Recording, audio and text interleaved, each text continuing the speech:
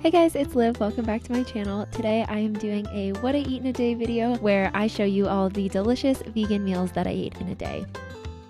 This video is sponsored by Native, which is a personal care brand that makes hygiene products that are better for your body. Here I have Native's classic deodorant, which is vegan, never tested on animals, and aluminum free, which means it won't clog your armpit pores. It is made of all natural ingredients that are good for your body and, most importantly, actually work. I started off with Native's Build Your Own Deodorant Pack, which is where you pick 3 scents and you get 3 deodorants for $30. So the scents I picked were unscented, coconut and vanilla, and cucumber and mint, and the cucumber and mint is my favorite. I have been trying out the deodorant for about 2 weeks and it has honestly worked so amazing, especially for chasing my new puppy around the house. They also have Teens deodorant, toothpaste, body wash, and soap, and it is all delivered straight to your door with free shipping. And if you guys want to try your very own Build Your Own Deodorant Pack, you can get 20% off using my code in the link below.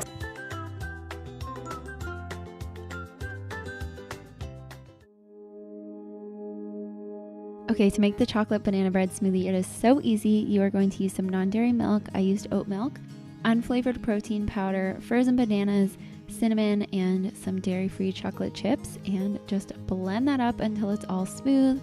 If your blender is not a high-powered blender, you can just use a fresh banana. It doesn't have to be frozen, and then you can add some ice, whatever works best for you. But this combination of ingredients makes the best tasting smoothie. It really does taste like banana bread. I absolutely love it.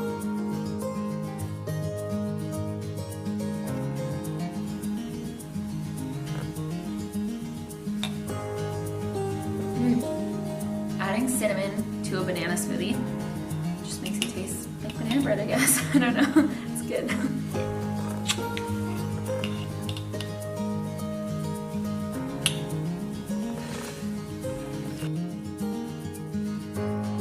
Okay, this is just a random lunch that I made up, but it turned out so well. So you are going to start off by cooking some quinoa. I did about half a cup of quinoa and a cup of water and just brought it to a boil and then turned it down to simmer with the lid on until the quinoa was cooked. It took about 10 to 12 minutes. And then while that was getting going, I chopped up some onions, a bunch of white button mushrooms, and some garlic as well. And then in a frying pan, I added some olive oil, and then I added in the garlic and onions and gave those a couple minutes to cook before adding the mushrooms because the mushrooms take less time. And then once those were kind of getting translucent, I added in the mushrooms and cooked everything until it was nice and browned. Then I added in about half a cup of frozen peas. This is optional, but just add some nice color and a little bit of extra flavor, some sage and thyme, and some coconut aminos. This is basically like a soy-free soy sauce, and a little bit of tahini, which is sesame seed paste. And then lastly, I added in some lemon juice, and then I also added in the quinoa and stirred everything until it was kind of coated in the sauce and nice and hot. And then I added on some nutritional yeast, and you can season this with a little bit of extra salt and pepper if you like. It looks plain, but I promise it tastes incredible, and it's like my new favorite lunch ever. I'm obsessed. Hi.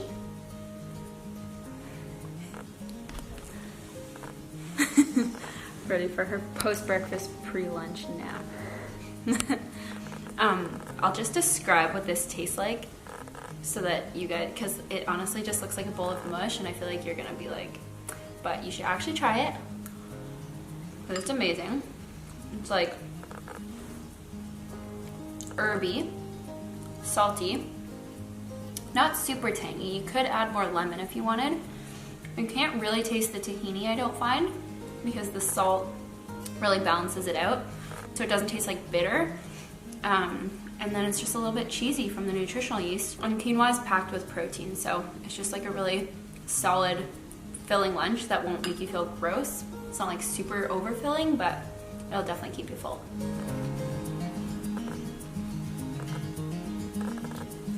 Yep.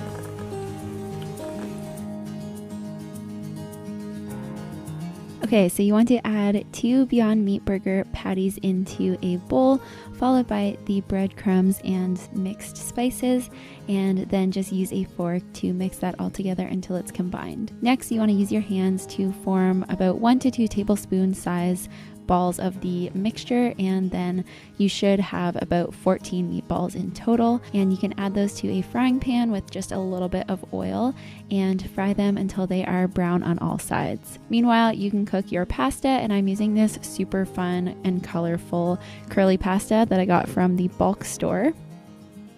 And once the pasta is done, you can just strain it and set it aside.